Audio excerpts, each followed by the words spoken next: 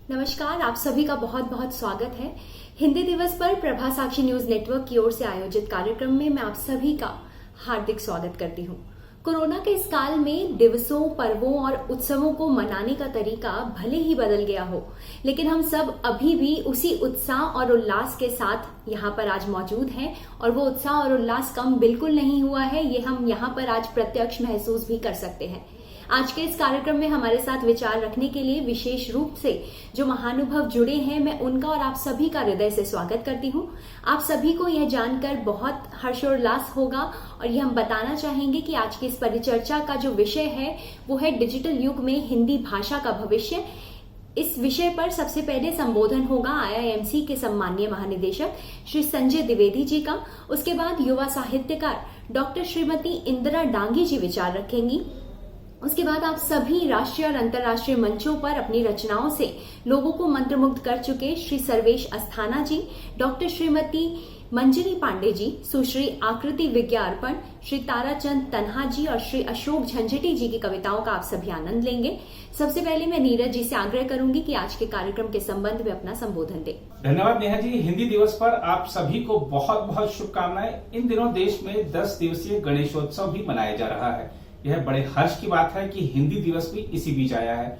हमारी प्रार्थना है कि भगवान श्री गणेश हमारी हिंदी को और समृद्धि तथा सभी भारतीय भाषाओं को प्रसिद्धि प्रदान करें।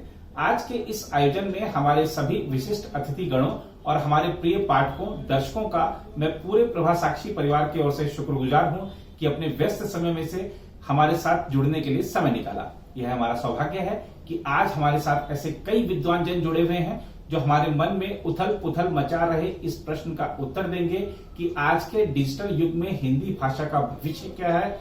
वक्ताओं के माध्यम से हम यह भी जानने का प्रयास करेंगे कि कैसे हमारी प्यारी हिंदी, हमारी प्यारी राजभाषा, जो कि हमारी राष्ट्रभाषा भी है, उसके माध्यम से देश को आत्मनिर्भर बनाने के अभियान में और सहयोग किया जा सकता है। एक बार पुनः आप सभी का बहुत बहुत स्वागत है। तो अब आगे प्रोग्राम को बढ़ाते हुए मैं IIMC के जो सम्माननीय महानिदेशक जी हमारे साथ इस प्रोग्राम में जुड़े हैं, श्री संजय द्विवेदी जी, मैं उन्हीं से आग्रह करती हूँ कि वो आगे अब बताएं हमें इस जो विषय पर, जिस परिचर्चा से हम जुड़े हैं, उस विषय पर शुरुआत करें। संजय जी, आपका बहुत बहुत स्वागत है।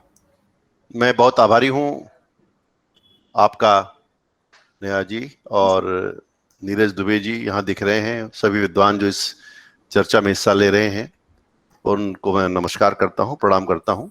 बहुत सुंदर विषय आपने रखा है नेहा जी, और इसका कि डिजिटल समय में कैसे हिंदी आगे बढ़ रही है जी। और सूचना के जब तमाम माध्यमों को नीरज जी हम लोग देखते हैं जी, तो इंटरनेट सबसे ऊपर है जी, और हैशटैग और ट्विटर के 144 कैरेक्टर, 144 कैरेक्टर के दायरे में पूरी दुनिया जो है सिमटती दिखती है। एक आंकड़े के मुताबिक जो है चीन और अमेरिका के बाद भारत में सबसे अधिक इंटरनेट यूजर इस समय है, और भारत की आबादी के हर 5वें इंसान की उंगलियां अपने मोबाइल या इंटरनेट पर थिरक रही हैं। छोटी मोटी बात नहीं है। भारत में रोजाना लगभग 3 बिलियन वेब पेज सर्च किए जाते हैं रोजाना। सोशल मीडिया ने डिजिटल जर्नलिज्म को या सिटीजन जर्नलिज्म को कह लें, एक नए तरीके का मंच प्रदान किया है। इस माध्यम से कई ऐसे पत्रकार उभर कर सामने आ रहे हैं जिन्होंने पत्रकारिता का कोई प्रशिक्षण नहीं लिया है, पर वो डिजिटल माध्यमों के माध्यम से अपनी बात रख रहे हैं और उनकी बात सुनी जा रही है। एनसाइट एंड यंग की एक रिपोर्ट के मुताबिक 2019 में टेलीविजन, प्रिंट और डिजिटल जैसे सभी प्लेटफॉर्म पर लोगों ने रीजनल कंटेंट की सामग्री का ज्यादा इस्तेमाल किया। इस रिपोर्ट के मुताबिक टेलीविजन में 50% से अधिक, सिनेमा घरों में रिलीज होने वाली फिल्मों में 44% से अधिक, 44% से अधिक, और समाचार पत्रों के प्रसार में 43% यानी 43%, और OTT कंटेंट में लगभग 30% क्षेत्रीय भाषाओं कंटेंट में वृद्धि देखी गई। यानी कि जो हमारी हिंदी और भारतीय भाषाएं हैं उनका रथ लगातार बढ़ता जा रहा है। ऑडिट और परामर्श देने वाली कंपनी है KPMG, उसने हाल में मीडिया और एंटरटेनमेंट इंडस्ट्री से जुड़ी एक रिपोर्ट जारी की है इंडिया डिजिटल फ्यूचर के नाम पे, और इस रिपोर्ट में बताया गया है कि 2030 तक, 2030 तक डिजिटल मीडिया के क्षेत्र में ग्रोथ का जो अनुमान है वह जो है काफी बढ़ जाएगा। और 2019 में हमने देखा कि देश की मीडिया और एंटरटेनमेंट इंडस्ट्री में 13% के आसपास ग्रोथ थी। तो ये जो डिजिटल को बहुत रफ्तार मिल रही है उसका दो प्रमुख कारण है। एक तो स्मार्टफोन्स की बढ़ती हुई संख्या है, दूसरा है डिजिटल डाटा की कीमतों में कमी है। इंटरनेट डाटा है उसकी कीमतें लगातार गिर रही हैं। और दूसरा, डिजिटल में कंटेंट की सप्लाई बहुत तेजी से बढ़ी है और केपीएमजी ने इसलिए आते इसको अपने एक खास रिपोर्ट के रूप में शामिल किया है अपनी रिपोर्ट में कि किस तरह से डिजिटल ऑडियंस जो है वो हिंदी और रीजनल लैंग्वेज की तरफ शिफ्ट हो रहा है। तो अपने आप में बहुत बड़ी बात है, क्योंकि अब ये हो रहा है कि जो इंग्लिश लैंग्वेज है उसके ऑडियंस का डिजिटल की तरफ मुड़ना लगभग पूरा हो चुका है। ऐसा माना जा रहा है कि 2030 तक रीजनल लैंग्वेज के कंटेंट मार्केट में यूजर्स की जो संख्या है वो 500 मिलियन तक पहुंच जाएगी। ये बहुत बड़ा आंकड़ा अपने आप में, बहुत काम करने की हमको जरूरत है और लोग इंटरनेट का इस्तेमाल अपनी स्थानीय भाषाओं में कर रहे होंगे। और अगर सब भारतीय भाषाओं की बात करें तो 2030 तक भारत में 1 मिलियन यानी 1 अरब लोग इंटरनेट से जुड़े होंगे। और ये यूजर्स मुख्य रूप से अंग्रेजी न जानने वाले, मोबाइल फोन और के यूजर्स और विकसित ग्रामीण क्षेत्रों के लोग होंगे जो ऑनलाइन कंटेंट के लिए भुगतान करने के लिए भी तैयार होंगे। तो मुझे लगता है कि हिंदी और भारतीय भाषाओं की जो पत्रकारिता है उसका एक समय आ रहा है, बहुत उजला समय आ रहा है। और इसका बहुत बड़ा कारण है कि जो है अब एक डिजिटल माध्यमों ने जिस तरह से काम किया है इस दौर में, तो ये एक तरह से डिजिटल समय ही है। और मेरा मानना है कि हम सब अब मिल करके अगर काम करेंगे, जो हिंदी के साहित्यकार हैं, पत्रकार हैं, रचनाकार हैं और सूचना प्रौद्योगिकी के क्षेत्र में काम करने वाले लोग हैं, वो हम सब मिलकर के काम करेंगे तो निश्चित रूप से एक बहुत बड़ा एक संसार डिजिटल मीडिया के माध्यम से हिंदी और भारतीय भाषाओं का बन रहा है। और इससे रोजगार सृजन भी होगा, समाज के अंदर संवाद भी बढ़ेगा, भारत आपस में जुड़ेगा। और मुझे लगता है कि एक दूसरी भाषाओं के साथ जब हम संवाद करते हैं, तो जैसे मानिए कि मैं कभी तमिलनाडु चला जाऊं और वहां सिर्फ वड़क्कम कह दूं, बंगाल का कोई व्यक्ति मिले उससे भालवासी पूछ लूं, बंगाल का महाराष्ट्र का कोई व्यक्ति मिले उससे कसाकाय कह दूं, विदेश में नमस्ते कह दूं, तो एक जुड़ाव होता है। इसलिए हिंदी और भारतीय भाषाओं को साथ मिलकर के काम करने की जरूरत है। और डिजिटल माध्यमों से हम तमाम सारी भाषाओं को सीखते हैं और भाषाओं को जोड़ते हैं। और भाषाएं किस तरह से शक्तिमान हो सकती हैं, और हिंदी तो एक मतलब बहुत बड़ी भाषा है। और हमारी जो रीजनल भाषाएं हैं, जो क्षेत्रीय भाषाएं हैं, वह भी अपने आप में बहुत बड़ा संसार रखती हैं। तो मुझे लगता है एक बहुत बड़ा संसार भाषाओं का खड़ा हो रहा है। और भारत को हमें सिर्फ बीपीओ और आउटसोर्सिंग के जरिए तकनीकी विश्व शक्ति नहीं बढ़ाना है, बल्कि उसको ज्ञान समाज के रूप में तब्दील। तो मुझे बधाई देनी है आप प्रभा साक्षी के पूरे परिवार को कि आप भाषा को लेकर के, हिंदी को लेकर सजग हैं और इतने बड़े बड़े लोगों को आपने बिठा रखा। आदरणीय इंदिरा दांगी जी दिख रही हैं, मैं उनको प्रणाम कर रहा हूं। और मंजरी जी हैं और बाकी सर्वेश अस्थाना जी भी दिख रहे हैं। तो मैं आप सबको नमस्कार करता हूं और शुभकामनाएं देता हूं हिंदी दिवस की, कि हम सब मिल करके भाषा को आगे बढ़ाने का काम करें। और नीरज दुबे जी इस काम में नेतृत्वकारी भूमिका में है, इसलिए उनको भी नमस्कार करता हूँ। धन्यवाद। एक प्रश्न आपसे बनता है, आपने विभिन्न आंकड़ों के माध्यम से हमको समझाया कि हिंदी कैसे आगे बढ़ रही है इस डिजिटल दुनिया में, लेकिन एक अशुद्धिकरण जो भाषा का हो रहा है वो भी एक समस्या के रूप में सामने आता है। पहले हम विभिन्न जगहों पे जाते थे तो ठीक है, बोली बदल जाती थी थोड़ी सी, हमको पुट वहां पर कुछ और अलग मिलता था, लेकिन अब बहुत सारी वेबसाइटें हैं, बहुत सारे सोशल मीडिया के मंच हैं जहां पर हम भाषा का अशुद्धिकरण देखते हैं। इसको किस तरह आप देख पाएंगे कि कैसे इसको सुलझाया जाए, या यह ठीक है हिंदी के विकास के लिए? कोई भी भाषा नीरज जी जब विस्तार लेती है जी, जब विकास करती है जी, तो उसमें इस प्रकार के संकट आते हैं। आप देखिए, अंग्रेजी एक इतनी बड़ी भाषा है, दुनिया की इतनी ताकतवर भाषा है, पर सब लोग अलग अलग तरीके से अंग्रेजी बोलते हैं।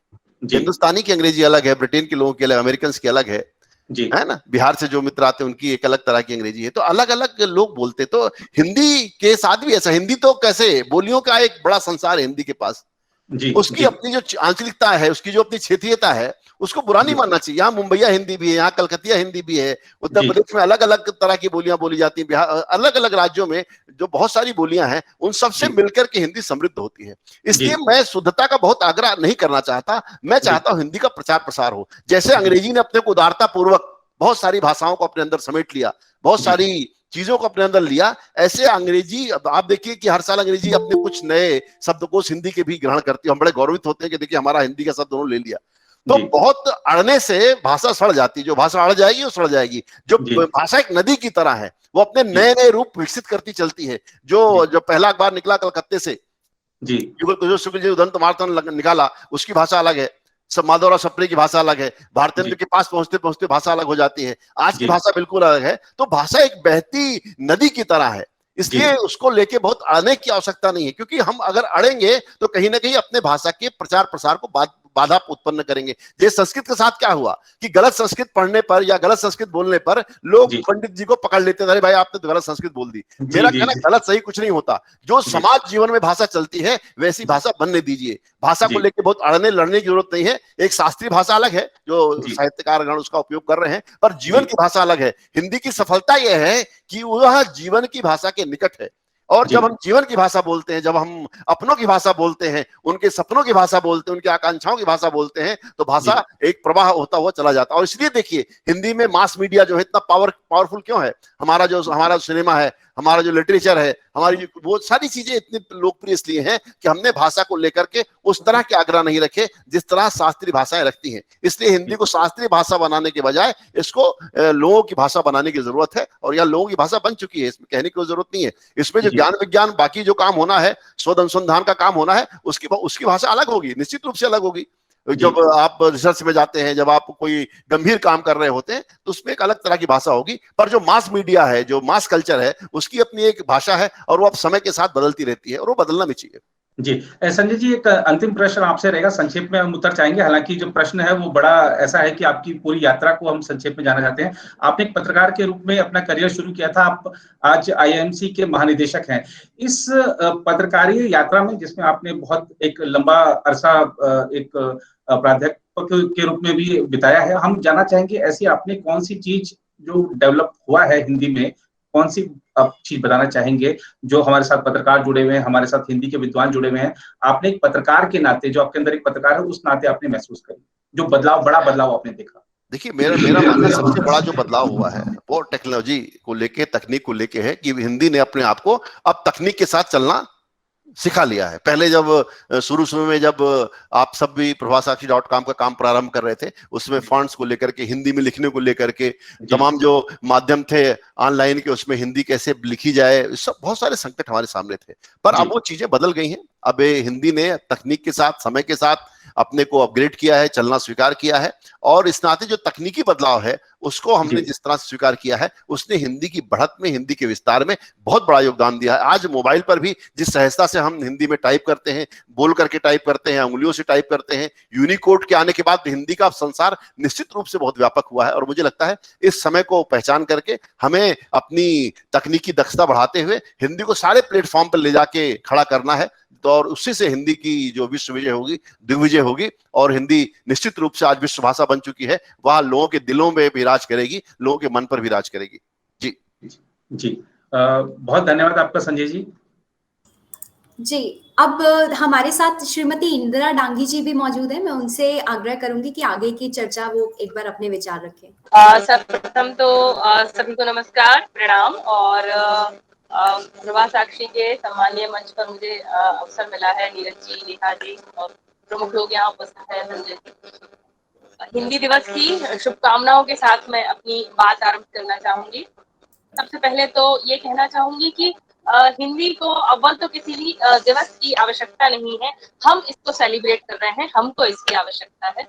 विश्व की जो मास्टर लैंग्वेजेस है, इंग्लिश है, मंदारिन है, हिंदी है, इतनी ताकतवर भाषाएं अगर है, व्यापक है, जो रोजी रोटी देती है, जो रोजगार देती है, जिनसे लोग प्यार करते हैं, जिनमें लिटरेचर लिखते हैं, वो अपनी अंदर की शक्ति से जीवित है, ना कि भूमंडलीकरण के कारण भारत में बहुत व्यापक विश्व निवेश हुआ था, इस वजह से हिंदी को प्रचार प्रसार। एक बड़ी सरलीकृत सी बात हिंदी के बारे में कही जाती है, क्योंकि हिंदी वो बिलोंग करती हूँ, पढ़ाती हूँ, लिखती हूँ, जरूर उस पर बात करना चाहूंगी। Hindi is the youngest language of India, ऐसा कहते हैं सभी। कन्नड़ बहुत प्रतिष्ठित और प्राचीन सम्मानित भाषा है, तेलुगु, तमिल, संस्कृत। तो मैं ये कहना चाहूंगी, मैं सिर्फ हिंदी की तरफ से इतनी सी बात कहना चाहूंगी कि विश्व की सबसे प्राचीन भाषा जो है उसकी संवाहिका हिंदी है, उसका बदला हुआ रूप हिंदी है। या हम और आप जो जुबान आज बोल रहे हैं, इस्तेमाल कर रहे हैं, उसकी रूह, उसकी आत्मा कहीं ना कहीं विश्व के सबसे पुराने साहित्य में भी उपस्थित है। लेकिन हिंदी के साथ बस इतना सा हुआ कि जैसे हिब्रू यदि सदैव से हिब्रू है, यदि वो प्राचीन हिब्रू, मध्यकालीन हिब्रू और आधुनिक हिब्रू है, यदि मंदारिन प्राचीन मंदारिन, मध्यकालीन मंदारिन और आधुनिक मंदारिन है, हिंदी के साथ ये थोड़ी सी विडंबना हुई कि हमने एक लंबी यात्रा विभिन्न नामों से पूरी की है। वैदिक संस्कृत, जिसमें कि दुनिया का सबसे पुराना साहित्य उपलब्ध है। और जरूर मैं एक बात इसमें जोड़ना चाहूंगी कि हमारे मध्य प्रदेश में उच्च शिक्षा के सिलेबस में रामचरितमानस पर दर्शन शास्त्र में एक प्रश्न पत्र आरंभ हुआ है। तो ये तो बहुत देर से हुआ है कि हमारे पास जो दर्शन है, हमारे पास जो ज्ञान है, वो अब हमारे सिलेबस में आया है। बहरहाल मैं ये कहना चाहती हूँ कि वैदिक संस्कृत, फिर लौकिक संस्कृत, फिर पाली, फिर प्राक, फिर अपभ्रंश, इतने सारे नाम हिंदी के ही थे। आप प्राक तो उठाकर देख लीजिए, आप पाली उठाकर देख लीजिए, आप अपभ्रंश या पुरानी हिंदी उठाकर देख लीजिए, उन सब में वे ही शब्द हैं जो बदलकर आज हम और आप हिंदी के नाम से बोल रहे हैं। तो अगर Hindi youngest language of the India है, तो ये विश्व की प्राचीनतम भाषा है। और मुझे लगता है यही वो कारण है कि हम न सिर्फ भारत की संपर्क भाषा, भारत की राष्ट्र भाषा के तौर पर इसको प्रयोग करते हैं, बल्कि विश्व की एक प्रमुख भाषा भी है। विश्व में करोड़ों लोग हिंदी बोलते हैं। और जहां तक नीरज जी आपने विषय दिया था कि डिजिटल युग है ये, और इसमें हिंदी कहाँ खड़ी है, तो मैं कहूंगी कि इस युग को हिंदी की आवश्यकता है। कोई भी भाषा अपनी ताकत से खड़ी होती है, जिसमें रोजी रोटी है, जिसमें पैसा है, जिसमें अवसर है, उसी में बाजार निवेश करता है। पूरा विश्व यदि हिंदी में निवेश कर रहा है, सारे विज्ञापन हिंदी में, होर्डिंग्स हिंदी में, तो वो हिंदी बोलने वालों की योग्यता के कारण है। इस वजह से इंटरनेट पर आप हिंदी की पत्रिकाएं देखिए, लाखों हिट्स, एक एक कहानी, एक एक उपन्यास, अंश और कविता को लाखों हिट्स मिलते हैं। तो इसका वजह इसका कारण सिर्फ ये है कि हिंदी विश्व की एक बहुत बड़ी भाषा है। और मुझे भी बहुत गर्व है कि मैं इस भाषा को बोलती हूँ। सभी को हिंदी दिवस की बहुत शुभकामनाएं। जय जी। धन्यवाद इंदिरा जी। एक प्रश्न आपसे बनता है, अभी जैसे कि संजय जी ने भी चर्चा की कि हिंदी रोजगार की भाषा भी अब बहुत अच्छी तरह से बन रही है। आप युवा साहित्यकार हैं, अगर आज के हम युवाओं की बात करें, साहित्य की दुनिया में अपना वो करियर बनाना चाहते हैं, हालांकि इसको करियर नहीं कहेंगे क्योंकि अगर आपकी रुचि है तो ये आप उस क्षेत्र में जा रहे हैं, क्या रोजगार इसके जरिए मिल सकता है? क्या संभावनाएं हैं? और कितने आप, जब से आपने अपना करियर शुरू किया है तब से आपको लग रहा है कि कुछ युवा इस दिशा में आ रहे हैं? क्या परिवर्तन दिख रही है आप? नीरज जी, मैं तो ये कहूंगी कि लैंग्वेज इज द मीडियम। आप सिर्फ हिंदी में रोजगार की बात कर रहे हैं, मैं तो हिंदी बोलने वालों के सारे रोजगारों की अगर बात करूं तो लैंग्वेज इज द मीडियम। आप इंटरव्यू में अपने आप को कैसे प्रस्तुत करते हैं, आप जीवन में अपने आप को कैसे प्रस्तुत करते हैं, आप करियर में अपने आप को कैसे प्रस्तुत करेंगे, आप उसी भाषा के माध्यम से तो अपने आप को प्रस्तुत करेंगे ना जो आप बोलते हैं। एक बहुत शिक्षा जगत में एक व्यापक सी धारणा है कि जो साइंस और मैथ्स है उन पर ज्यादा फोकस हो, जो लैंग्वेज है वो तो बच्चा ऐसे ही पढ़ लेता है, लेकिन जो बच्चा लैंग्वेज ऐसे ही पढ़ लेता है वो जीवन में ऐसे ही रह जाता है। तो मेरा ऐसा मानना है, अगर आपका भाषा पर अधिकार नहीं है, व्याकरण पर अधिकार नहीं है, विषयों को प्रस्तुत करने का ढंग आपको नहीं है, तो बजाय आपके वो लोग अधिक आगे निकल जाते हैं जिनका कि इस पर अधिकार होता है। जहां तक हिंदी में रोजगार की बात है, ये राजभाषा है। किसी भी राजभाषा में एक बहुत व्यापक रोजगार की संभावनाएं होती है। लेकिन फिर मैं ये कहूंगी कि भारत सरकार जो तमाम योजनाएं चलाती है कि हिंदी में हस्ताक्षर करें सभी जगह के अधिकारी, या हिंदी पखवाड़ा आयोजित किया जाता है, तो डेफिनेटली राजभाषा के तौर पर उसके लिए प्रयास सराहनीय है। लेकिन हिंदी ना तो 10-20 लोगों के प्रयासों से, ना 2-4 दिन की किसी रणनीति से कुछ उस पर फर्क पड़ने वाला है। एक विराट नदी है, विराट पाठ है, आपने गंगा का कभी पाठ देखा होगा, हमें नहीं लगता कि हम छन्नी से उसको छान सकते हैं या रोक सकते हैं। तो ऐसी विराट हिंदी है, उसमें बहुत संभावना है। नहीं, आपने चर्चा की किस तरीके से सरकारी प्रयास होते हैं, आपने कहा कि विराट नदी है, लेकिन इस तरीके की भी एक चीज देखने को मिलती है, झलक देखने को मिलती है कि राजनीति का सबसे शिकार अगर कोई भाषा हुई है तो वो हिंदी ही है। पूरा एक इतिहास है, पूरा एक इतिहास। मैंने कहा ना, हिंदी की विडंबना ये है कि उसके नाम बदले। भारतेंदु जी को, हमारे महान साहित्यकार, उनको हम आधुनिक हिंदी का पितामह कहते हैं, लेकिन इसके साथ ये चीज जोड़ी जानी चाहिए थी कि हिंदी ने रूप बदला है।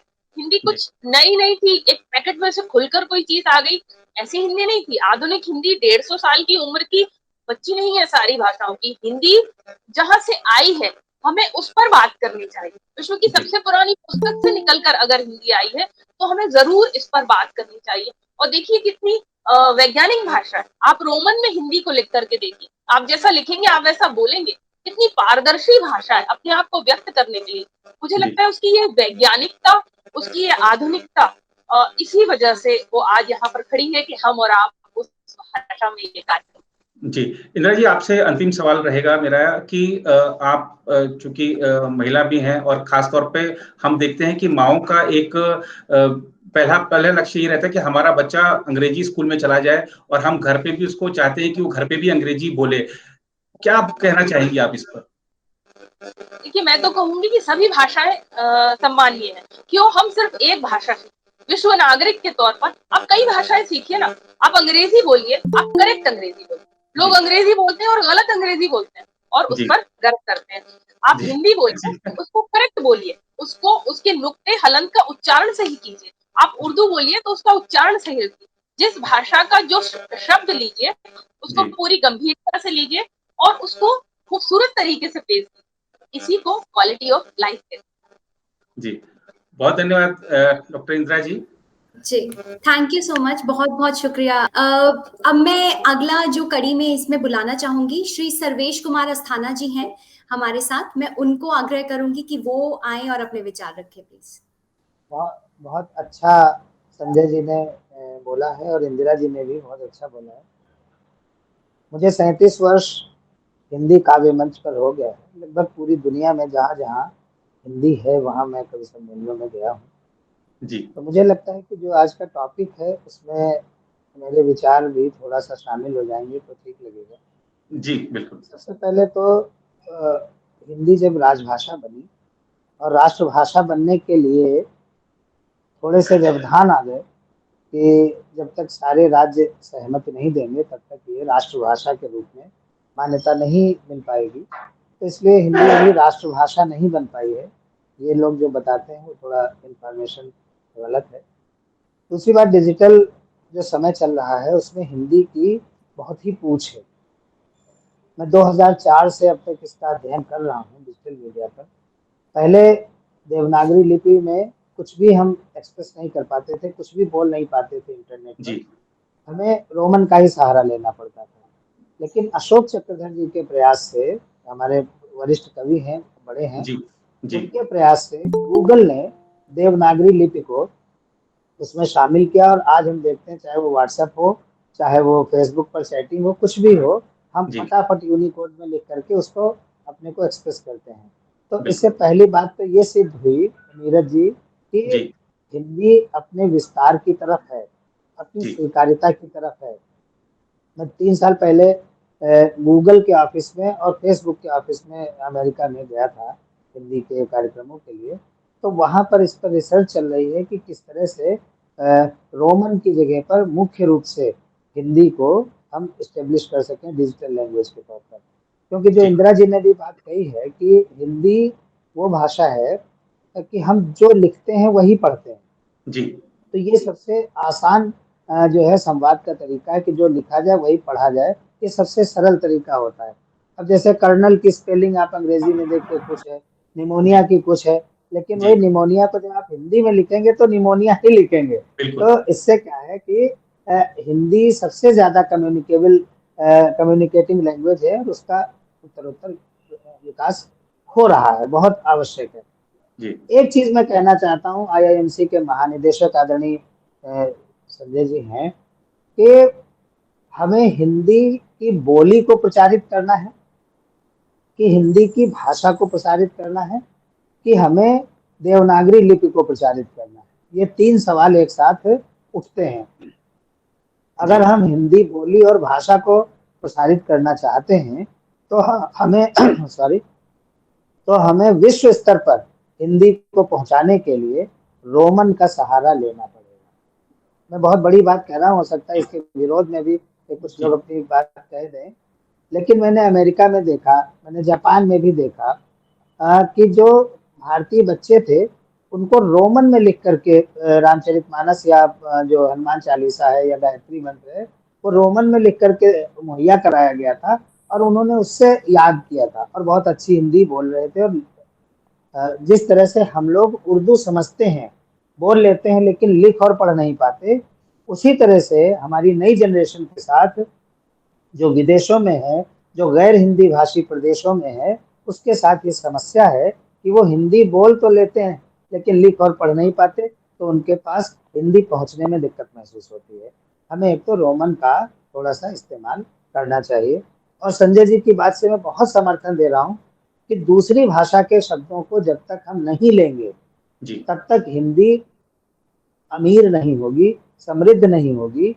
जब आप देखिए अंग्रेजी में जंगल को जंगल ही ले लिया, हमारी तमाम सारी चीजों को उसी तरह से ले लिया जैसे हम थे उसमें, और पथ को पाथ बना करके ले लिया, हमारे वाहन को वैन करके ले लिया।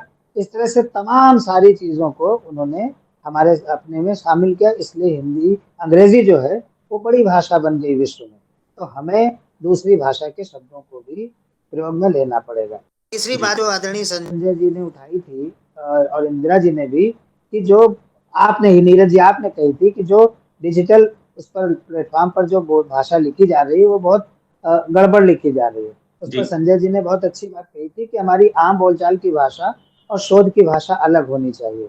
लेकिन अगर हम प्रयत्न करें कि बोली को भाषा के बहुत नजदीक लेकर के रखें, बोली और भाषा आसपास रहें, तो उसकी शुचिता, उसकी ग्राह्यता और उसकी जो मजबूती है वो और ज्यादा है। बहुत बड़ी दिक्कत इस समय चल रही है संजय जी, आप जरूर इसको रेखांकित करते होंगे कि आजकल के कवि, आजकल के नए लड़के जो प्लेटफॉर्म पर बोलते हैं वो शाह और सा में अंतर नहीं बोलते, वो शाह और सा में अंतर नहीं बोलते, वो जा और जा में अंतर नहीं समझते हैं। तो क्या होता है, सुनने में बहुत तीखी लगने लगती है। तो हमें इस दिशा में प्रयास करने पड़ेंगे कि हम बोली और भाषा को नजदीक ले आए। बहुत बहुत धन्यवाद। जी जी, बहुत खूबसूरत बात कही आपने। और अस्थाना जी, चूंकि आप जुड़े हैं और आपकी रचनाएं हम सभी सुने, तो एक सौभाग्य की बात होगी वो हम सभी के लिए। देखिए, अगर मजाक में कहूँ तो वही कविताएं तो मैं बिना पेमेंट के नहीं सुनाता, लेकिन लेकिन मैं एक गीत के कुछ अंश आपको सुना देता हूँ जी। क्योंकि हास्य व्यंग्य सुनाने के लिए मुझे एक प्लेटफॉर्म चाहिए होता है, मुझे एक माहौल चाहिए होता है। जी जी वैसे एक क्षणिका मैं व्यंग्य की सुनाता हूँ। बड़े लोग बैठे हैं, जनजेटी जी जैसे बड़े व्यंग्य के कवि मुझे सुन रहे हैं, और संजय जी महानिदेशक है। आदरणीय प्रदीप माथुर जी के समय मैं आपके सेंटर पे सर आता था, तो मैं एक व्यंग्य क्षणिका से सुना देता हूँ इस समय कि विभाग ने पुल पर ये इल्जाम लगाया, विभाग ने पुल पर ये इल्जाम लगाया कि सारा सीमेंट और लोहा इसी पुल ने खाया। विभाग ने पुल पर ये इल्जाम लगाया कि सारा सीमेंट और लोहा इसी पुल ने खाया।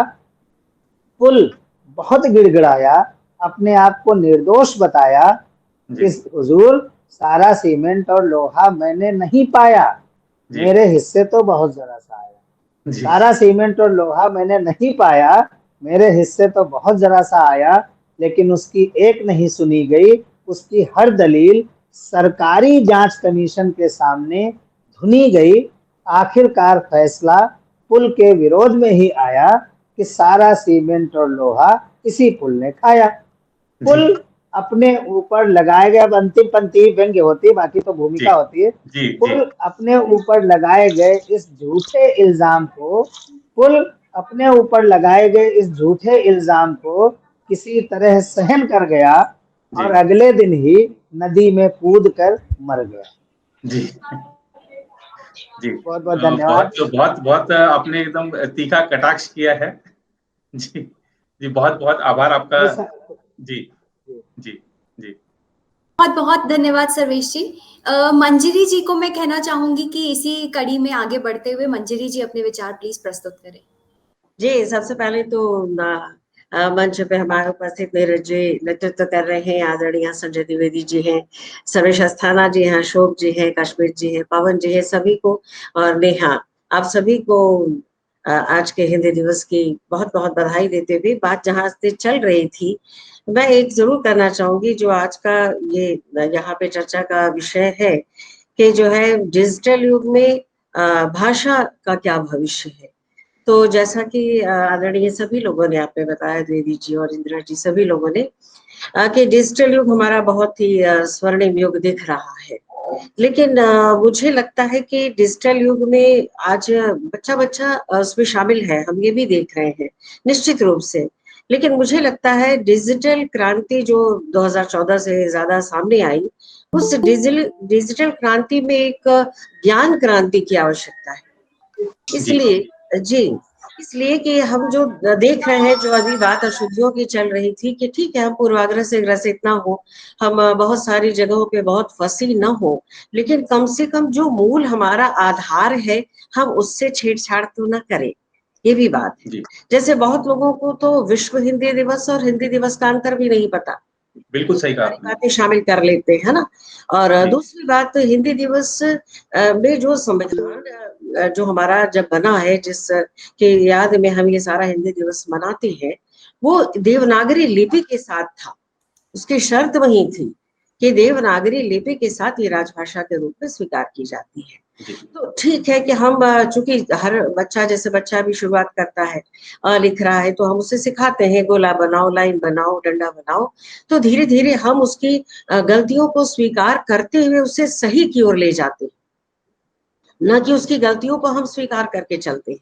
तब हम उसे एक सुयोग्य भाषा के संबंध में, यहाँ भाषा की बात हो रही है, बहुत सारी हमारी बोलियां हैं, सब है, लेकिन भाषा का जो एक तकनीकी ज्ञान होना चाहिए, वो धीरे धीरे स्तर पे बच्चों के तरह से सिखाने के स्तर से हम आगे बढ़ सकते हैं।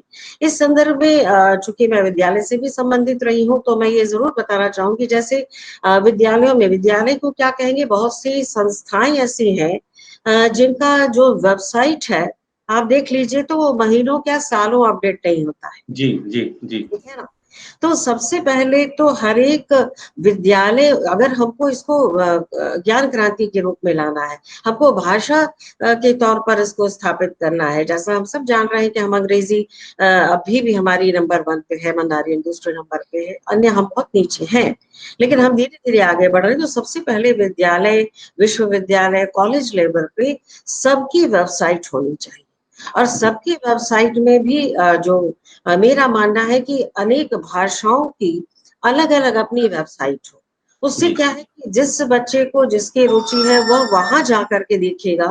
और विद्यालय स्तर पे भी, कॉलेज स्तर पे, विश्वविद्यालय स्तर पे हम देखते हैं तो जो वेबसाइट बनेगी उसमें जो छात्र है और जो शिक्षक है उन सबकी वॉल होनी चाहिए। इससे क्या है कि कहाँ क्या गलती हो रही है, क्या समझना है, ये सारी चीजें वही स्पष्ट होती चली जाएंगी। और तब जाके, क्योंकि डिजिटल युग बिल्कुल तकनीकी युग है, जैसा कि बहुत सारे, मैं इतिहास में नहीं जाना चाहूंगी कि कैसे इसकी शुरुआत किसने की, बहुत से लोगों ने इसको अनुभव किया, शुरुआत किया, लेकिन जब हम तकनीकी युग में आते हैं, एक वेबसाइट सबसे बड़ी चीज आज के जमाने में क्या है, अपने को दिखाने के लिए, शो करने के लिए, हमारी सब कुछ अपना क्या है दिखाने के लिए वेबसाइट बहुत जरूरी है। वेबसाइट कल्चर विकसित करना आवश्यक है। तो वेबसाइट नीचे से हम शुरू करेंगे तो केवल वेबसाइट बना देने से नहीं चलता, वेबसाइट में बहुत सारी चीजें इन्वॉल्व होती है, तो उसके लिए एक तकनीकी ज्ञान की आवश्यकता है। आप साधारण लोग को कह देंगे तो नहीं हो पाएगा। मैं आज इसी क्रम में, आप देखिए, पहली बार मैं आज लैपटॉप से जुड़ी हूँ, अदरवाइज मैं मोबाइल से ही जुड़ा करती थी, लेकिन हमने कहा नहीं, कुछ शुरुआत हम भी कर ले, तो आज लैपटॉप से पहली बार जुड़ी हूँ, शायद इसलिए थोड़ी सी समस्या मुझे दिख रही थी जी। तो तकनीकी जो ज्ञान है, तकनीकी ज्ञान के लिए सबसे पहले जब हम छात्र लेवल पे, जो आज अभी रोजगार की भी बात आप कर रहे थे, इसमें रोजगार की तमाम संभावनाएं हैं, क्योंकि जब हम वेबसाइट बनाते हैं तो वेबसाइट के लिए एक उसके स्वरूप के साथ, एक उसके अपना, उसमें आप ये भी देखेंगे केवल वेबसाइट ऐसे ही नहीं आपकी पॉपुलर हो जाएगी, उसका कंटेंट क्या है, उसकी सामग्री क्या है। तो कंटेंट जो है वो हिंदी में भी अब लिखा जाना चाहिए। बहुत सारी वेबसाइट्स पे मैं देखती हूँ, इवन कई जगह पे कवित्रियों के स्पेलिंग आप देख लीजिए, क्षमा चाहूंगी, वो गलत हो जाती है। तो उस तरीके से फिर वो क्योंकि डिजिटली सबके मन पे ज्यादा प्रभाव पड़ता है बिल्कुल। ना। डिजिटली जब हम गलत प्रभाव डालने लग जाएंगे तो ठीक है, गलतियां हो गई तो उसको सुधार ले, लेकिन जी। गलती होती चली जाएगी तो वो एक भाषा का गलत विकास होता चला जाएगा। तो ठीक सबसे है। पहले तकनीकी की जरूरत है, तकनीशियंस की जरूरत है। और तकनीक के लिए जो आजकल की हमारी न्यू जनरेशन, खासतौर से जो हम रोजगार की बात करते हैं, जब तमाम आजकल बहुराष्ट्रीय कंपनियां हो गई हैं, तमाम वेबसाइट्स बना रही हैं, उनके पास कंटेंट लिखने वालों की कमी है। तो जी। ये सबसे बड़ा रोजगार है कंटेंट लिखने का, यदि हम हिंदी जानते, क्योंकि मैं देख रही हूँ कि बहुत सारी जगहों पे मैं कंटेंट लिखती हूँ, मैं उनको जी। देती हूँ, उनको हिंदी नहीं आती लिखने। जी। तो जी। एक जी। तो ये मेरी समस्या है। नहीं, बहुत आपने बड़ी बात कही कि ज्ञान क्रांति की ज़रूरत है और हम ज़रूर चाहेंगे कि आप कोई अपनी रचना का भी पाठ करें हम, ताकि उस सभी उसका एक आनंद ले सकें। रचना के लिए हालाँकि रचनाएँ बहुत सी सुनाते हैं, लेकिन चूँकि आज हिंदी दिवस है तो मैं चाहूँगी कि जी। हिंदी से ही संबंधित कुछ जी। रचना सुना दूँ। एक मैंने लिखा था हिंदी के एक इतिहास को दिखाते हुए, ये जी। मैंने लिखा था, तो उसकी बात करती हूँ। राजमहल से निकली राज दुलारी है, राजमहल से निकली राज दुलारी है, अपनी हिंदी प्यारी है, भाल चंद्रिका सी शोभित ये न्यारी है, भारत माँ की दुलारी है, अपनी हिंदी प्यारी है, ताल छंद लय गीत नवल वय शब्द सुधा भंडारी है, भाव मनोरम छटा विहंगम अद्भुत आह्लादकारी है, तथ्य तथ्य कलि काल कला इतिहास धारणहारी है, प्रवाहमयी ये जग में छाई दुहिता भूखी न्यारी है, वाल्मीकि की विरह वेदना को लेकर अनुप्राणित है, सूर रहीम रस खान से रस ले मधुर मनोहरकारी है, भक्ति काल में भाव भरी मंदिर मंदिर छा जाती है, जाति पाति का भेद नहीं ये सदा सुमंगलकारी है। तो इस तरह और भी राज भवन में कभी विराजी, कभी जगत में विल पानी, पत्ते पत्ते डोल रही पल में खेतों की रानी है, छाया काल में भई पहेली घटा घन घोर सी गिर आई, देशभक्ति धारा आई में जग में सुलगती चिनगारी। कविता बहुत बड़ी है इसलिए शॉर्ट जी। करके पूरा इतिहास बताने की मैंने जी। कोशिश की है जी। कि हिंदी जी। को जानना और तकनीकी ज्ञान में पूरा रोजगार की संभावना है, तो जी। थोड़ी सी अपने इस उसके लिए प्रयास कर ले तो मुझे लगता है कि हम तब भाषा का विकास की बात कर पाएंगे, नहीं तो ये जो हम आज रोमन की बात हो रही थी, जी। रोमन से भाषा का विकास नहीं होगा, जी। रोमन से हिंदी बोली का अवश्य विकास हो सकता है।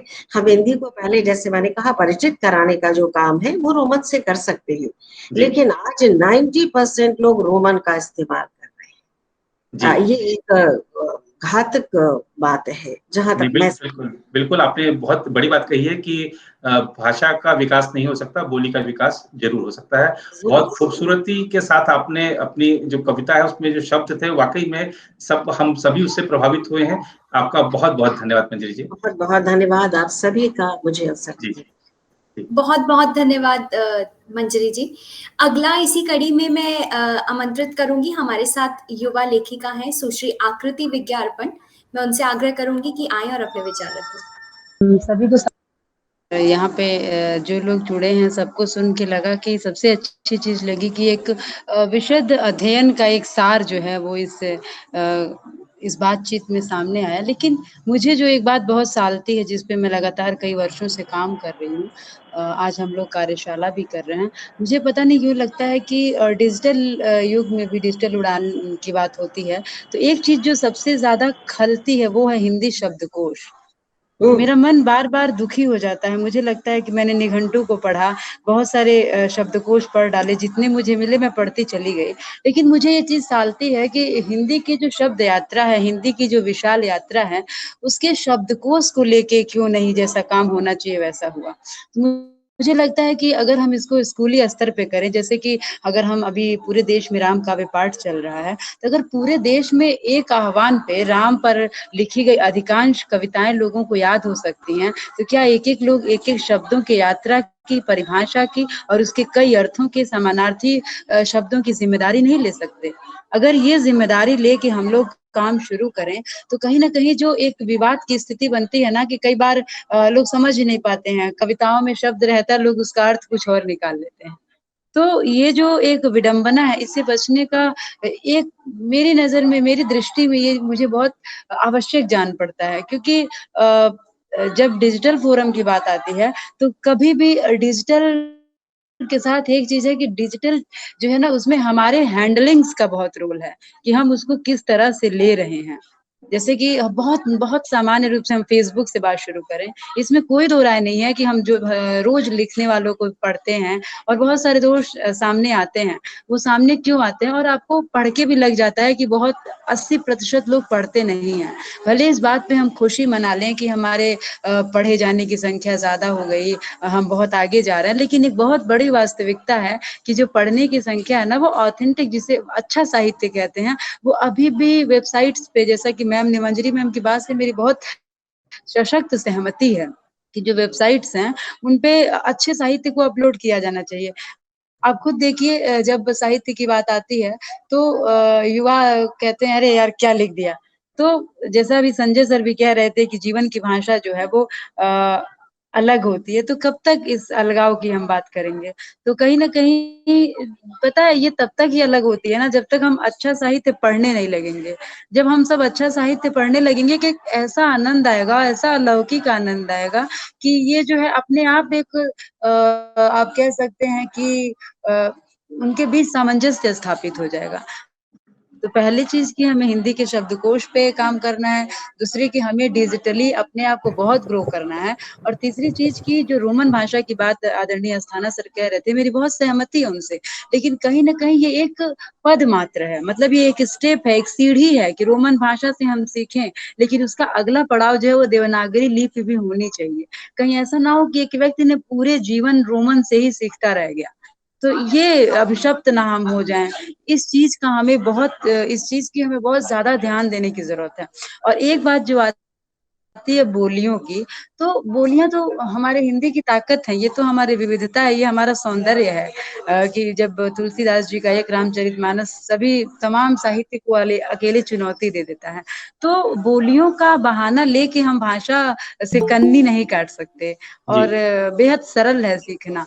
जैसा कि अभी मैम कह रही थी मुझे मैम का नाम अभी देखिए मुझे दिमाग में था मैम सर मुझे रिकॉल डॉक्टर करें मंजरी अभी जी। मैम युवा साहित्य अकादमी पुरस्कार से पुरस्कृत हैं उन्होंने बहुत डॉक्टर अच्छी बात इंदिरा की गांधी। कि आप अंग्रेजी सीखिए कन्नड़ सीखिए आप सारी भाषाएं सीखिए और इस पे ना सबसे ज्यादा आवश्यकता है बचपन से काम करने की एक जो जी। बच्चा होता है वो कम उम्र में जितना सीख पाता है उतना वो बड़े होने पे नहीं सीख पाएगा तो आप अपने घर के छोटे बच्चों को जितनी भाषा सिखाएंगे वो उतना समृद्ध शब्दकोश लेके चलेगा इस जी। कंपटीशन के प्रतियोगी माहौल में 25 साल की उम्र में कोई भाषा सीखना शुरू करेगा उस समय उसके ऊपर विवाह के बंधन आ जाते हैं उसको जी। घर चलाना होता है उसको नौकरी करनी होती है तो अगर हमें जो हिंदी के भाषाई क्रांति जो होती रही है आप कभी भी ध्यान दीजिए जिसने भी अधिक भाषाएं सीखी हैं उन्होंने अपने बचपन से शुरुआत की है तो ये जी। बहुत ज्यादा महत्वपूर्ण है कि हम बच्चों को बाल्य अवस्था से ही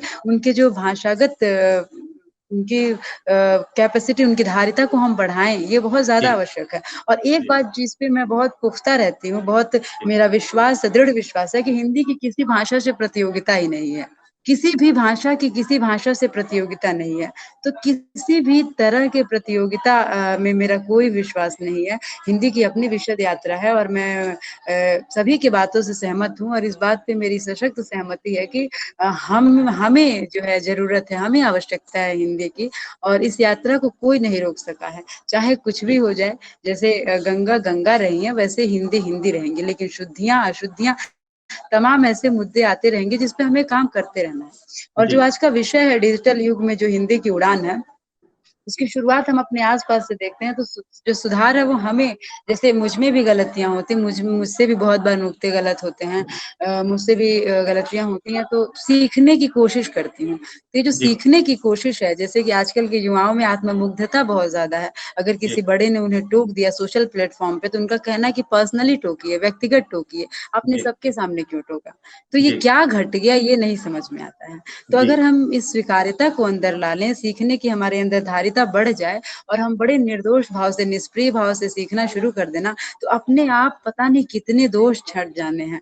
लेकिन जी बहुत ज़रूरी है कि अगर हम डिजिटल युग में हिंदी की बात कर रहे हैं, तो हमारे अंदर हमें बहुत काम करना है, हमें सीखना है और हमें साथ मिलकर चलना है। बिल्कुल। और आकृति आज के जी आपने समय में जैसे जब कहा कि एक बहुत साइड काम दूसरे करना साइड है। से कॉम्पिटिशन कर रहे हैं, 1 मिनट सर आपकी आवाज़ मैं जी कनेक्ट कर रही हूँ। हाँ तो आज के टाइम में जब एक दूसरी भाषा से कॉम्पिटिशन की बात कर रहे हैं, जी ऐसे में बहुत ज़्यादा ज़रूरी है कि हम मैत्री भाव के साथ कदम मिला के चलें। तो निसंदेह एक अनकही सा अनकही सी बात सामने आएगी और वो जो सुख है ना, वो हम आज के 10 साल बाद बात कर रहे होंगे कि एक आमूल-चूल परिवर्तन जो है वो इस तरह हुआ था। और ऐसा बिल्कुल परिवर्तन होता भी था जब पहले पत्रिकाओं का युग था, तो ऐसा जी होता था।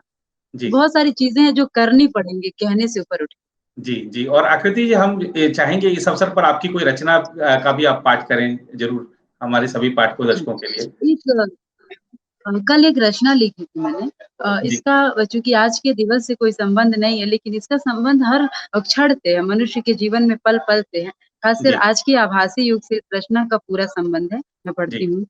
पीड़ाओं से हृदय भरा हो और अधर मुस्काते हों, भीड़ हज़ारों की समक्ष हो, हृदय भाव घबराते हों। तभी धीर तभी धीर का भारी पत्थर मन पर रखना पड़ता है, अभिनय करना पड़ता है, अभिनय करना पड़ता है, अभिनय करना पड़ता है। अगला बंद है। मन क्रंदन गीत बने, मन क्रंदन जब गीत बने, जग बोले यह ऊर्जित है, नैन ढरकना चाह रहे हों, समय कहे यह वर्जित है। रूह कहे यह पीड़ा भारी, देने की क्या तुम अधिकारी, सब भावों पर लगा के ताला, खुद से लड़ना पड़ता है, अभिनय करना पड़ता है, अभिनय करना पड़ता है। और जो अंतिम बंद है, जी आवाज कट संबंधों कट के आ का रही है। सूर्य दीप्त हो, संबंधों का सूर्य दीप्त हो, कितना सुंदर लगता है, अगर दीप्तिका सब कुछ खोता, किसको रुचिकर लगता है। बहुत कथाएं मिटती हैं तब, नई कथा का सर्जन होता, जहाँ दुखों को खुद कह सुनकर खुद ही हरना पड़ता है, अभिनय करना पड़ता है, अभिनय करना पड़ता है। बहुत धन्यवाद। जी बहुत धन्यवाद आकृति जी। और आपने वाकई में जो बातें कही, खासतौर पे आपने कहा कि शब्दों की जिम्मेदारी लेने की बात हो या हिंदी का किसी से मुकाबला नहीं है, अपने आप में बहुत बड़ी बातें कही और आपने बड़ी खूबसूरती के साथ अपने संबोधन को रखा है। आपका बहुत बहुत धन्यवाद। आग्रह करूंगी श्री ताराचंद तन्हा जी से कि वो आएं और अपने विचार रखें। हिंदी पर्व पर सभी को शुभकामनाएं हिंदी दिवस की। और सभी मैं तमाम अभी बातें सुन रहा हूँ अपने बड़े विद्वानों की, बहुत अच्छी अच्छी बातें हमारे सर्वेश दादा ने की। बहुत ये हमारा जो डिजिटल युग है इसने हमारी हिंदी को कहाँ पहुँचा दिया है। तमाम तरह की बातें हुई। मैं अयोध्या से जुड़ा हूँ, अभी बातें हुई गोस्वामी तुलसीदास जी की कि उन्होंने जिस बोली में जिस भाषा में जनमानस में अपने आप को पहुँचाया डिजिटल युग में। मैं कविता के माध्यम से अपनी बात कहना चाहता हूँ अयोध्या की धरती से अपनी जी। अवधी बोली के माध्यम से, अवधी भाषा के माध्यम से, एक दिन हिंदी एक दिन अवधी अंग्रेजी में हो गए हाथा पाई, जी एक दिन अवधी अंग्रेजी में हो गए हाथा पाई, हम दोनों में कौन बड़ी है छिड़ गई यह लड़ाई। अंग्रेजी अवधी से बोली तुम गंवार जट जाहिल, अंग्रेजी अवधी से बोली तुम गंवार जट जाहिल, हमारे दम से टीवी फ्रिज कंप्यूटर और मोबाइल, और जी। दुनिया हमारी मुट्ठी में है, दुनिया के हम मालिक, हमारे दम से आज बने हैं बड़े बड़े वैज्ञानिक, हमारे दम से आज बने हैं बड़े बड़े वैज्ञानिक, इतना सुनते अवधी दौरी पकड़ी सो के झोटा, जी झोटा, इतना सुनते अवधी दौरी पकड़ी सो के झोटा, मूड झुकाइस बल भय कूटिस, हाथ पाँव मुँह टूटा, कहिस कि सुन परमार देख हम दोनों माई अंतर है, और हमारा कल्चर भैया बाबू और तुम्हारा तो मिस्टर है, जी हमारा कल्चर भैया बाबू और तुम्हारा तो मिस्टर है, हम बड़े के आगे सर ढांपी पै लगी और सम्मान करी, तू चलो उताने सर खोले भगवान तोरा कल्याण करी, तू चलो उताने सर खोले भगवान तोरा कल्याण करी। और अवधी अपना तथ्य रखती है कि देखिए हमारी अवधी में नियरे कहते हैं पास को, जी और इंग्लिश में नियर माने पास। आप जी। यहाँ से सामंजस्य देखिएगा, अवधी कहती है हम नियरे कहियन पास कहे, तुम नियर के माने पास कहो, तू अपने हेड का बास कहो, हम बदबू कहियन बास कही, तू अपने हेड का बास कहो। तमाम विसंगतियां इस तरह से कहती है कि अवधी के हन गंवार जिन समझा तू हम जी। मानस माँ जनमानस माँ, और छोड़ो भाषा के झगड़ा का आए बसो मन मानस माँ, और तू से नीक तो तनहा है ये खास बात पे ध्यान दीन, हर धर्म जात से राष्ट्र बड़ा हर भाषा के सम्मान कीन। और अवधी कहती है कि तुम्हारा एम अंग्रेजी से कि तुम्हारा MW दिखाए जो तोहरे यम का उलट दिया, तुम्हारा MW दिखाए जो तोहरे यम का उलट दिया, तुम खुद ही W हो जई हो जो हमरे यम का देख लिया, तुम खुद ही W हो जई हो जो हमरे यम का देख लिया। और दो पंक्तियों में अपनी बात करता हूँ कि बच्चों की तोतली भाषा में, जी बच्चों की तोतली भाषा में हिंदी ये हमारी हर साई, और देवों की नगरी से आई ये देवनागरी कहलाई, देवों की नगरी से आई ये देवनागरी कहलाई। और भारतेंद्र जी की शैली में कि निज भाषा बिन उन्नत के गुमसुम सी लगती है, जी निज भाषा बिन उन्नत के गुमसुम सी लगती है, हिंदी हिंद के माथे की कुमकुम सी लगती है, हिंदी हिंद के माथे की कुमकुम सी लगती है। और डिजिटल युग ने इतना बड़ा काम किया है हमारी हिंदी को जनमानस में पहुंचाने का। अभी देखिए महामारी के दौरान कोरोना काल में जहां पूरा एकदम सन्नाटा छा गया था, हर चेहरे उदास थे, हमारी डिजिटल मीडिया ने, इस क्रांति ने हिंदी साहित्य को जनमानस तक पहुंचाया, उनके अंदर मनोबल का भाव भरा और उनके अंदर उत्साह भरा। हम जो नवोदित हमारे कवि हैं जिनको पहले प्लेटफॉर्म नहीं मिलता था, बड़े बड़े मठाधीश होते थे मंचों पे और वो डर के मारे मंचों तक आ नहीं पाते थे, लेकिन उस काम को उन नवोदित रचनाकारों को, नए चेहरों को अगर मंच दिया है, बड़ा प्लेटफॉर्म दिया तो हमारे डिजिटल युग ने दिया है, हमारी मीडिया ने दिया है। तो आज के इस महापर्व आप सभी को सादर प्रणाम। जी बहुत धन्यवाद आपका, और अपने अवध की पवित्र भूमि से अपने जो विचार रखे उस के लिए आप काम हृदय से आभार प्रकट करते हैं। जी नेहा जी। श्री अशोक झंझटी जी हैं जिनको हम अगला बुलाना चाहेंगे कि वो आए और अपने विचार रखें।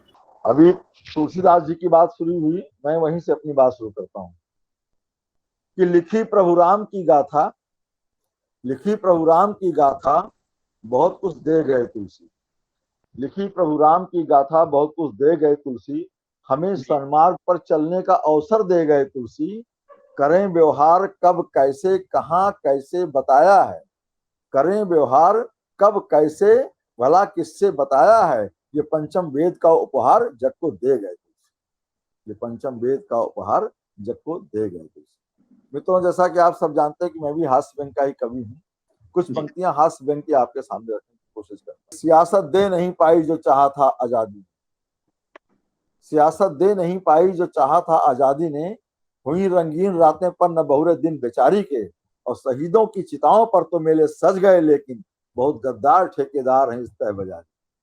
जी बहुत गद्दार ठेकेदार हैं इस तह बाजारी। जी रहनुमाई कर रहे हैं देश की बहुरूपिये, रहनुमाई कर रहे हैं देश की बहुरूपिये, और सत्ता मुजरिमों की ढाल बनकर रह गई। हर व्यवस्था भाटिया बनकर समोसा खा रही, और देश की जनता मुसद्दी लाल बनकर, देश की जनता मुसद्दी लाल बनकर रह गई।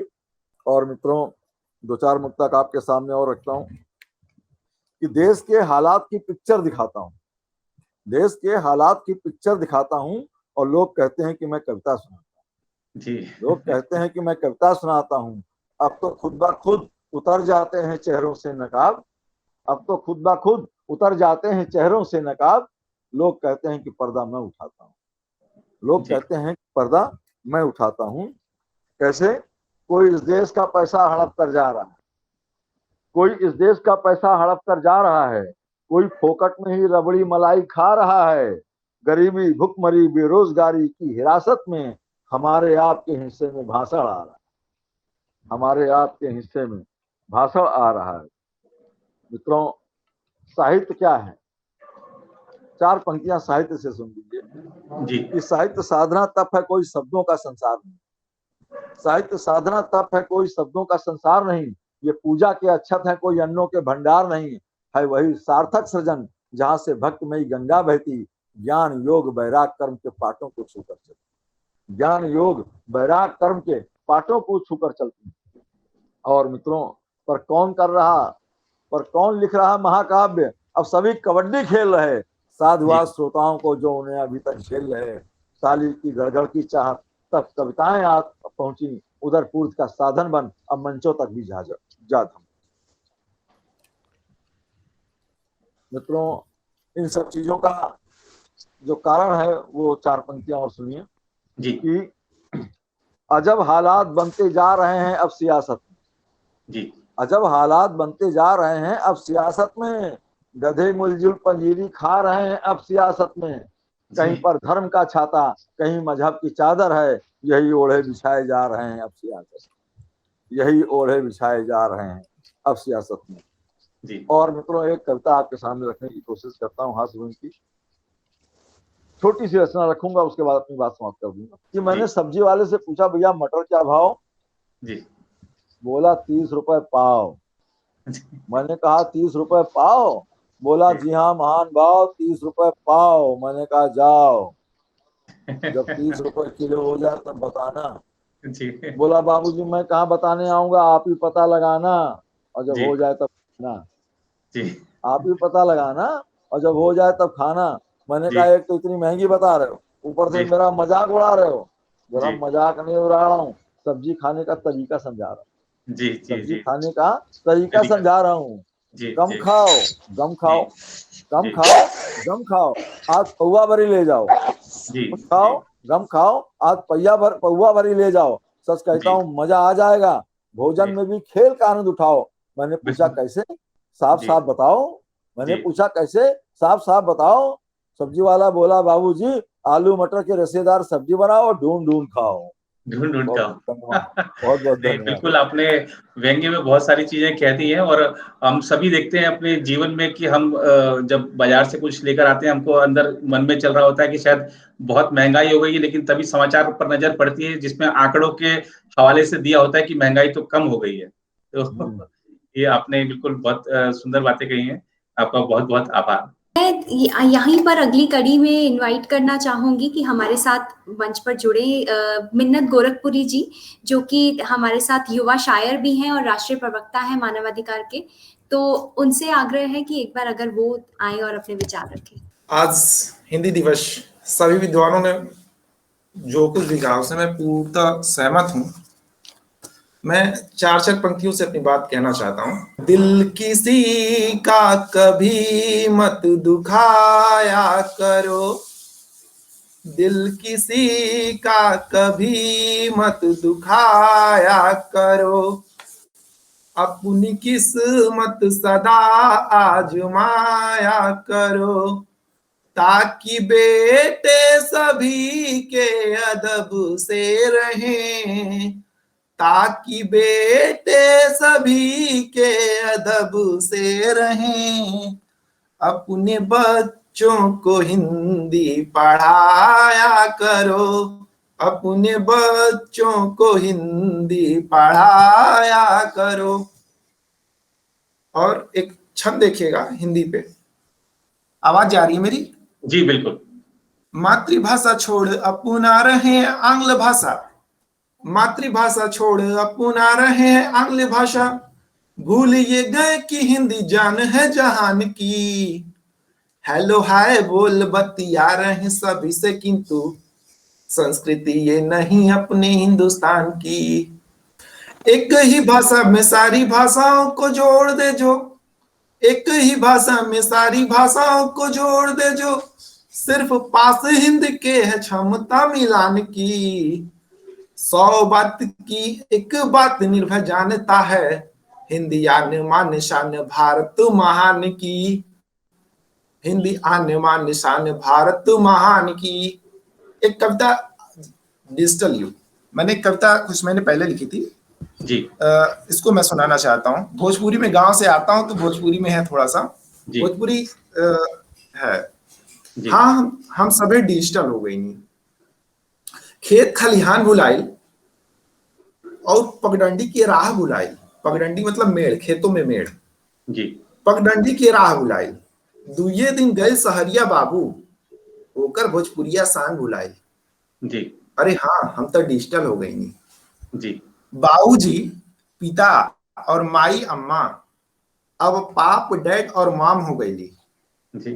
फुआ फूफा के भी लड़के भुलाए गए, अब तो इहो सब घर के मेहमान हो गई। जी। अरे हाँ हम तो हमन के डिजिटल हो गई। गुल्ली डंडा शायद आप लोगों ने भी खेला हो बचपन में। जी।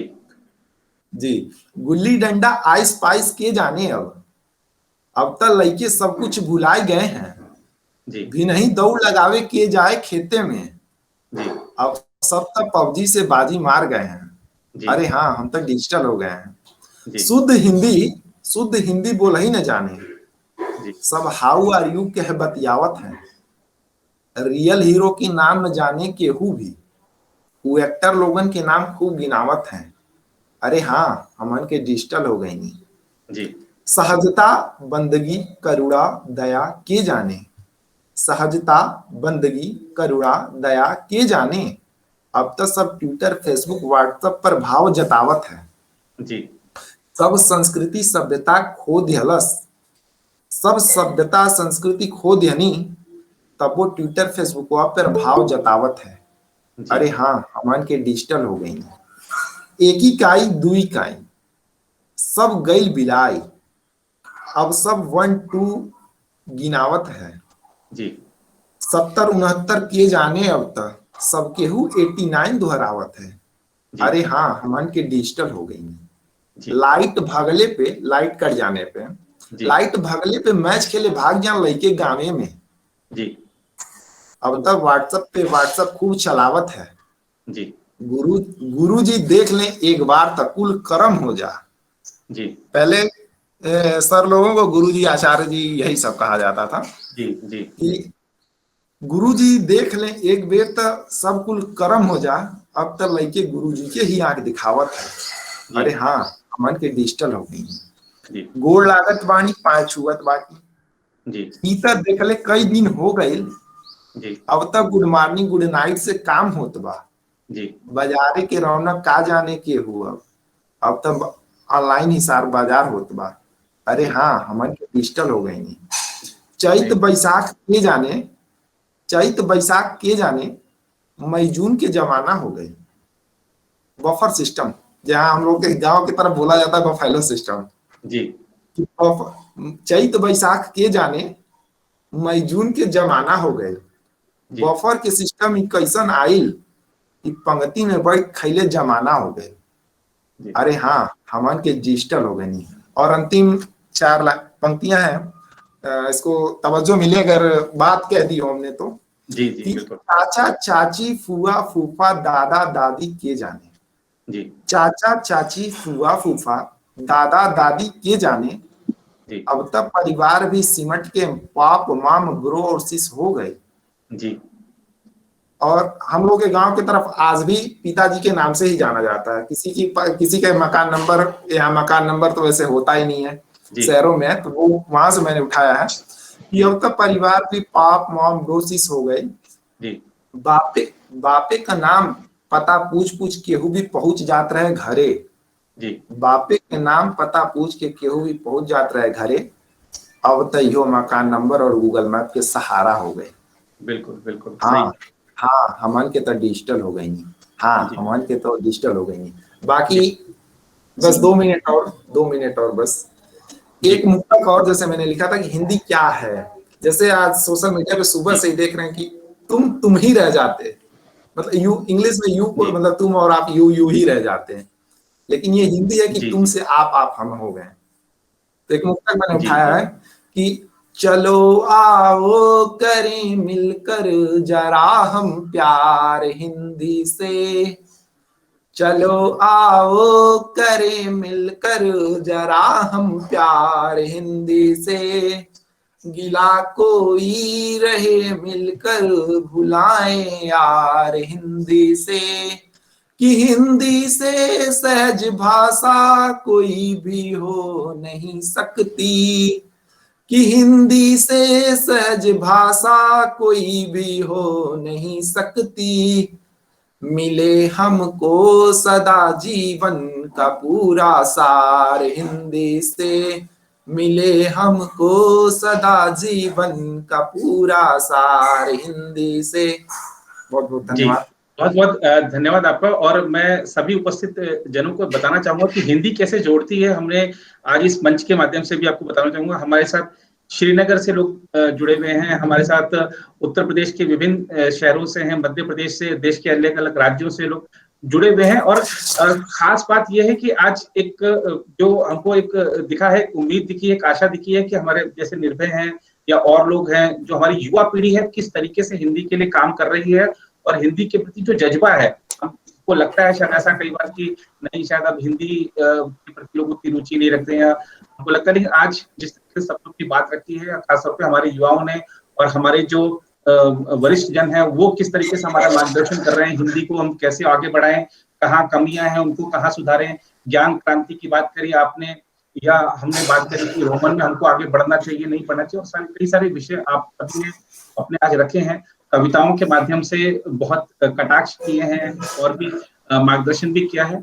आप सभी इस कार्यक्रम से जुड़े, अपने विचार रखे, आप सभी का बहुत बहुत धन्यवाद। और जैसा कि इस आज की परिचर्चा में निकल कर भी आया कि हिंदी दिवस हम मना रहे हैं, लेकिन हिंदी दिवस हमारे लिए सिर्फ एक दिवस के तौर पर नहीं होना चाहिए। हम रोज हिंदी दिवस हमारे लिए है, हम क्योंकि हिंदी के कार्यक्षेत्र से जुड़े हुए हैं, हिंदी रोजगार की भाषा हमारे लिए है, हम दूसरों के लिए भी इसको बनाएं, इसके दिशा में भी हम सभी के प्रयास निरंतर चलने चाहिए।